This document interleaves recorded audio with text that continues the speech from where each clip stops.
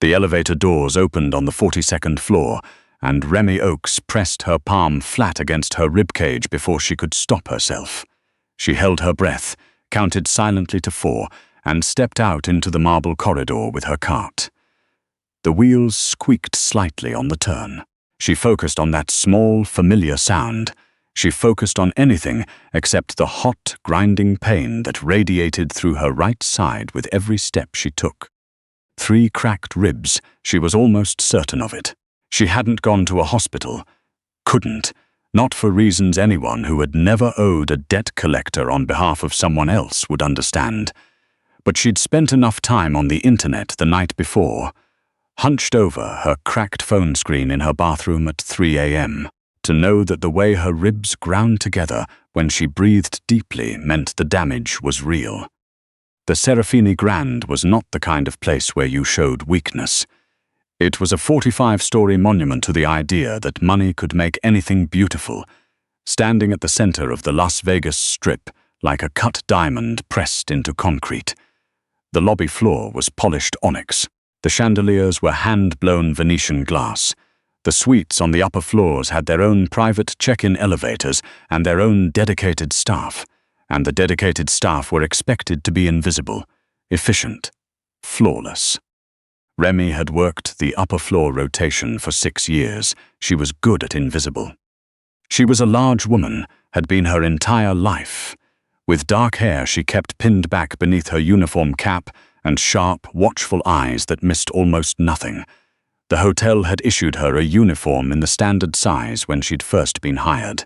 She'd purchased her own, 2 sizes larger, the extra fabric, loose enough that it hid the way she held her right arm slightly elevated to take pressure off her injured side. She had learned a long time ago that the easiest way to survive in a place that didn't see you was to give it as little reason as possible to look. She stopped her cart in front of Suite 42001 and stared at the gold placard on the door. The penthouse annex, the private residence of Aldo Serafini. She'd cleaned it exactly twice before, always with a partner, never alone. Today, her partner, a quiet woman named Tess, who had worked the upper rotation even longer than Remy had called in sick, and Mrs.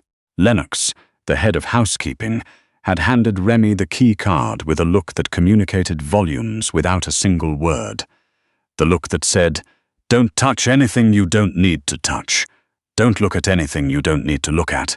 And for the love of God, don't break anything." Remy had nodded once and taken the card. She'd met Aldo Serafini only in the abstract, the way you meet a person who exists mostly as a rumor.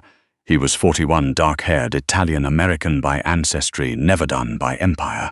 The Serafini Grand was the crown jewel of a hospitality portfolio that stretched from Vegas to Macau. But the hospitality business, Remy knew from 6 years of overhearing conversations she was paid not to notice, was merely the immaculate white shirt buttoned over something considerably darker. Aldo Serafini ran the western corridor of the syndicate with the same precision with which he ran his hotels. No visible seams, no obvious bloodstains. Just the quiet, inescapable weight of a man whose name made other men choose their words carefully. Remy keyed into the suite and began to work. She was fine for the first 40 minutes. The main sitting room, the dining alcove, the secondary bathroom. She moved methodically, her cart between her body and the furniture whenever possible, using her left side for the heavy work and her right arm as little as she could manage. The pain was there, constant and gnawing, like something was eating at the space between her bones with very small teeth. But pain was something she'd learned to compartmentalize. She needed this job. She needed the paycheck, the health insurance she hadn't used yet and couldn't use now, the simple, stabilizing routine of showing up somewhere every day and being useful. She needed all of it because Cleo did not have any of those things. Her younger sister was 27, bright and reckless, and perpetually convinced that the next hand was going to be the good one. Cleo had been gambling since she was 19, small at first, then larger, then the kind of large that brought men to your sister's apartment building at 11 at night to deliver a message they wanted you to pass along in person. The message had arrived in the form of 12 men in a parking garage. Remy had been walking home from a late shift, cutting through the garage on 5th because it was faster. They had been waiting inside, arranged with a casualness that made her stomach turn to remember. 12 of them. Denton Cray's collection crew, a low-level enforcement operation that ran debt collection across the Southwest, through methods that existed entirely outside any legal framework. Their leader that night was a broad, sleepy-eyed man they called Skeet, who had recited the amount, $45,000, the way a person reads off a grocery receipt. She'd tried to explain that the debt was her sister's, that she had nothing to do with it, that she didn't even know where Cleo was staying half the time. Skeet had shrugged, then he'd nodded at the man beside him, and the pipe had swung before she could finish the sentence. She'd woken up on the concrete. It had taken her 20 minutes to stand. She'd driven herself home because there was nothing else to do. Now she was changing linen on Aldo Serafini's king bed, and the act of pulling the fitted sheet over the far corner required her to lean across the mattress in a way that sent a white-hot blade of pain shooting through her side so severe that her vision grayed at the edges. She gripped the mattress with both hands and waited for it to pass. Her knees were shaking. The room felt like it was tilting to the left. "Don't," she said quietly to herself. "Not here, not in his room." She didn't hear the elevator open. She didn't hear the footsteps across the foyer. She only became aware that she was no longer alone when a low, quiet voice said, "What's wrong with you?" She spun too fast, and the pain crested so sharply she made a sound she immediately regretted. Aldo Serafini was standing in the bedroom doorway. He'd shed his jacket somewhere. His dress shirt was rolled to the forearms, a pair of reading glasses pushed up on his head, as if he'd come from the adjacent office. He looked at her the way she'd heard he looked at everything, with a complete, unhurried attention, as if the information he needed would emerge if he simply gave it enough time. "I'm sorry, Mr. Serafini." She straightened too quickly and felt the room tilt again. "I didn't realize you were in residence. I can come back." "You didn't answer me." He took a step into the room. "What's wrong with you?" "Nothing." The word came out 2 beats too fast. "I slipped getting off the bus this morning. It's nothing." He didn't look away from her. He wasn't looking at her uniform or her size, or the deliberate looseness of the fabric she'd chosen to disappear inside. He was looking at her face, at the slight wrongness of her posture, at the way her right arm was hovering 2 inches from her body, as if it was afraid of what would happen if it made contact with her ribs. "You're protecting your right side," he said. "I'm fine, sir." "You turned just now and made a sound that people make when something is broken." Remy's jaw tightened. "I have 2 more suites on this floor, Mr. Serafini, if you'll allow me to finish."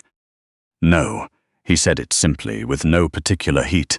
He pulled the armchair away from the window and positioned it closer to where she was standing. He didn't touch her. He just waited. "Sit down."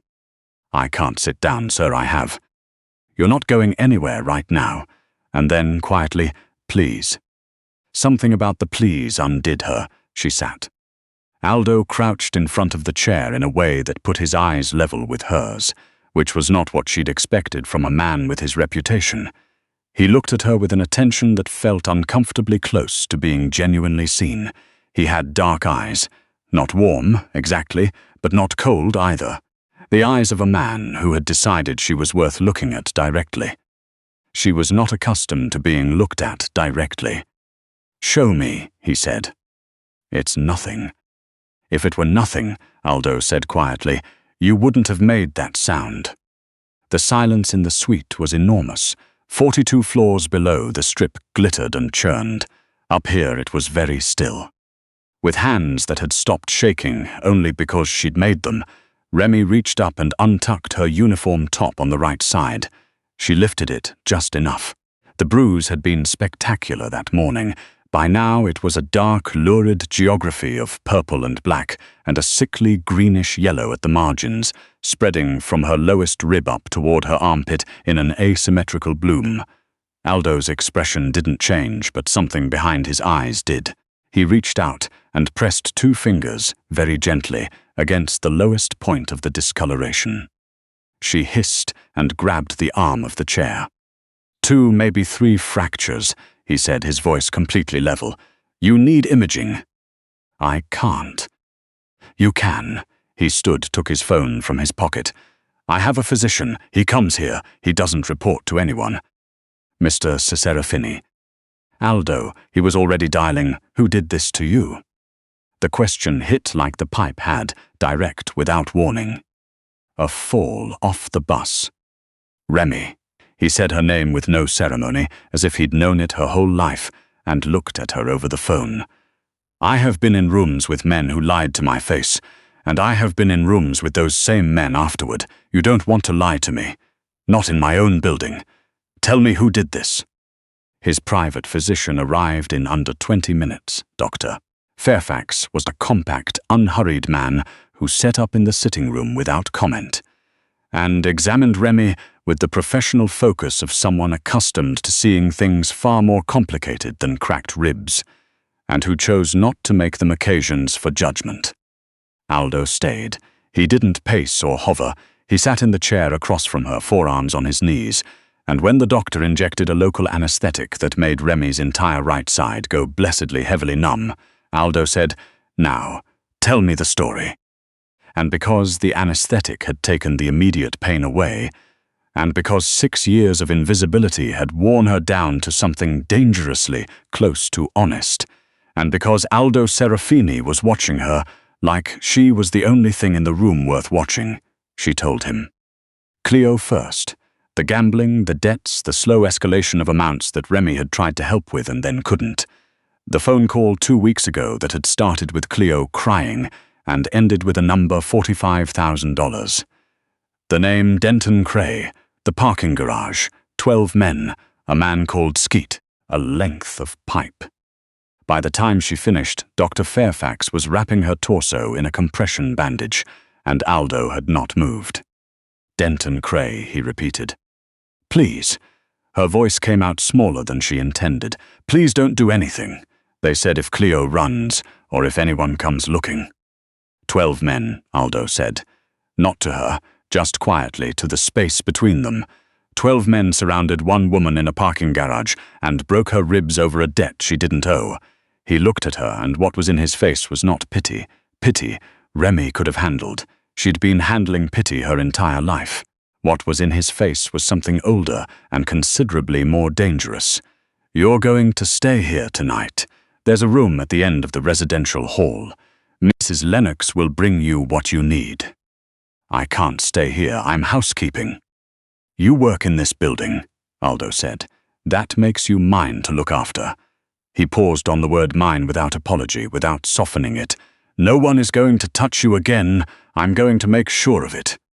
He left toward his private office, and through the walls Remy heard, very faintly, the sound of a phone call beginning. That night, while Remy lay in a guest room with walls, the color of pale sand and sheets with a thread count higher than her monthly rent, the city outside was quietly reorganized. Aldo's chief of operations, Maddox Pruill, deployed the network in coordinated teams. No street-level violence. No attention-grabbing confrontations in populated spaces. Cray's crew was located through channels that left no paper trail. A bar in Henderson, an apartment complex in North Las Vegas, a poker game in a back room off Fremont Street. By 2 in the morning, all 12 men had been collected. By 4, they were in a warehouse south of the airport. By 6, Denton Cray himself had received a phone call brief enough that the man spent the remainder of his very short criminal career in a cold, white-faced stillness that telegraphed a complete understanding of what had been explained to him. Cleo received a call at 7 in the morning, informing her that her debt had been purchased and subsequently forgiven, that a car was arriving in 20 minutes, and that a first-class ticket to Portland waited at the airport, along with an envelope and a note in her sister's handwriting. Remy watched the morning news from the guest room, her tea going cold on the nightstand, as a local anchor reported a baffling overnight development. 12 known associates of a Southwest criminal network had vanished without a trace. No bodies, no signs of struggle, no witnesses. The remote slipped from her fingers. Aldo appeared in the doorway shortly after, still in the previous day's clothes. He crossed the room, picked up the remote from the floor, and turned off the television. He sat in the chair near the window and looked at her. 12 men, she said. Are gone, he replied. She searched his face for something she could use to be properly afraid of him. She found the quality that had always been there, the absolute undecorated certainty of a man who did not doubt himself, but beneath it, something she hadn't anticipated, a protectiveness that was not performative, an attention that had no performance in it at all. You didn't have to do that, she said. You work in my building, Aldo said. I told you what that means. He left her to rest and returned that evening with dinner from the hotel kitchen, carried on a tray that he brought himself, which struck Remy as perhaps the most disorienting thing she'd witnessed in the past 48 hours. He sat with her while she ate and spoke very little, and when he did speak it was to ask about her, not about the debt, not about the 12 men, but about Remy, what she'd studied, what she read, what she'd wanted before the world had decided she belonged in the background. Nobody had asked Remy those things in a very long time. 6 weeks passed. The compression bandage gave way to a lighter brace. The bruise resolved through colors she hadn't known skin could produce, and finally faded. Aldo had informed Mrs. Lennox that Remy was not returning to the housekeeping rotation. Mrs. Lennox, who had never personally disliked Remy, but had also never found occasion to treat her as anything other than part of the furniture, absorbed this with a tight nod and changed her approach without further discussion. Remy was given one of the residential suites in the hotel's private wing. A stylist arrived, a brisk, efficient woman who looked at Remy not as a problem to be solved, but as a shape to be dressed, and who produced a wardrobe of structured blazers, wrap dresses, and silk blouses in colors that made Remy look not like someone who had borrowed another person's confidence, but like someone who had always possessed it and simply waited for the occasion. She dined with Aldo in the evenings. They talked. She challenged him once on a logistics decision she'd overheard being discussed incorrectly at the table, and he'd listened with an expression that moved slowly from surprise to something considerably warmer. He treated her mind as something worth engaging, which was so alien an experience that it took her 2 full weeks to stop second-guessing every exchange they had. Not everyone in the Serafini organization absorbed the new arrangement with equanimity. Maddox Pruell had been Aldo's right hand for 11 years. He was a lean, methodical man who had built his position through absolute loyalty and a surgical understanding of the organization's financial architecture. He was also a man who understood liability. He had spent 6 weeks watching federal auditors circle the hotel's books, watching 3 shipments delayed at the state line, watching the network absorb the friction created by 12 vanished men. All of it, in Maddox's precise and unforgiving calculus, traceable to one source: the housekeeper with the cracked ribs. On a Wednesday afternoon in October, with Aldo in downtown meetings, the hotel was quiet. Remy was in the private lounge on the 38th floor. Warm wood paneling, leather chairs, the smell of old books and good coffee, reading with a cup going cold on the table beside her. She heard the door. Something about the way it opened, too deliberate, too controlled, made the fine hair on her arms rise before she even looked up. Maddox walked in and locked it behind him. He was in his usual charcoal suit, but the collar of his shirt was open by one button, and there was a quality in his eyes she had never seen before, the quality of a decision that had already been finalized. He was holding a gun. Remy set her book down slowly. "I'm not here to negotiate," Maddox said. He looked at her the way she'd been looked at her whole life, like she occupied space that rightfully belonged to more consequential things. "Do you know what you've cost this organization? The audits alone have set us back 8 months. We lost a standing agreement with the Port Authority. Aldo spent 11 years building something airtight, and you've been here 6 weeks and it's leaking from every seam. Maddox, she said his name calmly. She was not calm. Her heart was hammering against her healed ribs. Put the gun down. He's lost his judgment over you, Maddox continued, and the contempt in his voice was extraordinary in its precision. Over a housekeeper, you exploited a moment of vulnerability. I came to clean his suite, Remy said. That's all I did. You're a liability, he said, raising the gun until it was level with her chest. A distraction in an oversized uniform who doesn't belong anywhere above the 20th floor. And when Aldo comes back and you're gone, he'll mourn for a week. And then he'll get back to work, and none of this will have cost us anything that matters. He said it like she didn't matter, like she was a rounding error, like she was furniture. The old Remy, the one who had worn loose fabric to disappear into, would have begged, would have wept, would have offered anything, would have tried to make herself smaller in the hope that smaller was somehow safer. That woman had spent 32 years practicing invisibility and had a parking garage in Las Vegas to show for it. Remy looked at Maddox steadily. You have no idea, she said quietly, what you just walked into. The lounge door came off its hinges. She did not know, afterward, whether the sound was the door or her own pulse. What registered was splinters of the door frame across the Persian rug, Aldo Serafini crossing the threshold in 3 strides with a gun already drawn and level, and a single deafening crack that preceded Maddox Pruell's scream as the bullet spun him sideways into the bookcase before he collapsed. The room went very still.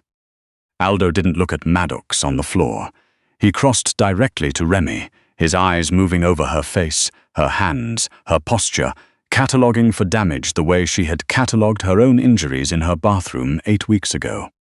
Are you hurt? His voice was rough in a way she hadn't heard before. No. She was surprised to find her voice completely steady. I'm not hurt. He exhaled once, sharply. Then his hands were at her face. Not dramatic, not performative, just there, his palms framing her jaw with a gentleness that she suspected very few people in his life had ever been given. He looked at her for a long moment, as if verifying that she was real and present and intact. He was right about one thing, she said. Aldo's eyes sharpened. You have lost your mind, Remy said, and I'm glad. Something moved through his expression that wasn't quite a smile, but lived close to one. Maddox was still conscious when Aldo crouched beside him and said something low that Remy didn't fully hear. She heard the tone. She watched Aldo stand, and she understood from the sound that followed and from the absolute stillness of Aldo's posture as he walked back toward her that Maddox would not be leaving the 38th floor. There was blood on the rug, there was a gun on the floor, and there was Aldo Serafini standing in front of her with the focused attention of a man who had just handled something necessary and was now directing the full weight of his presence toward the only thing in the room he considered worth protecting. This will be dealt with, he said. I know it will. Remy looked at him then. I want you to call them. He tilted his head slightly. Your underbosses, she said. All of them, I want them here tonight. Aldo was quiet. They need to understand the new arrangement, Remy continued. She kept her voice even. She did not think about the gun on the floor or the blood spreading into the fibers of the rug. She thought about Cleo on a plane to Portland. She thought about 12 men in a parking garage who had laughed while she hit the ground. She thought about 3 cracked ribs and an oversized uniform and 6 years of making herself invisible in a building that had never once looked back at her. They need to understand, she said, who they're answering to now. Aldo studied her for a long moment, a slow, deliberate assessment, the kind he gave to things he found genuinely worth his attention. Then the corner of his mouth moved. As you wish, he said. By midnight, every senior member of the Serafini network had assembled in the hotel's private conference level, called in on short notice by a man who did not explain his reasons to anyone. They arrived expecting a crisis. They found one. Maddox Pruell was absent and would remain so, and the woman seated at Aldo Serafini's right hand was someone none of them had ever been asked to notice before. She was not beautiful in the way powerful men's companions were conventionally expected to be beautiful. She was large and dark-haired and composed in a way that made the room feel slightly smaller. She wore a deep burgundy dress that fit her like it had been made specifically for her body, because it had been. She looked at each man in the room with eyes that catalogued and retained, and she did not look away first from a single one of them. By the time the meeting ended, not one of the men around that table had made the mistake of looking through her. Remy Oakes had spent 32 years being invisible. She had spent 6 weeks learning what it looked like when someone with real power chose not to flinch. And she had always, even when it had cost her nothing but a parking garage on a Tuesday night, and 3 cracked ribs and an oversized uniform that nobody ever looked at twice, been a very fast learner.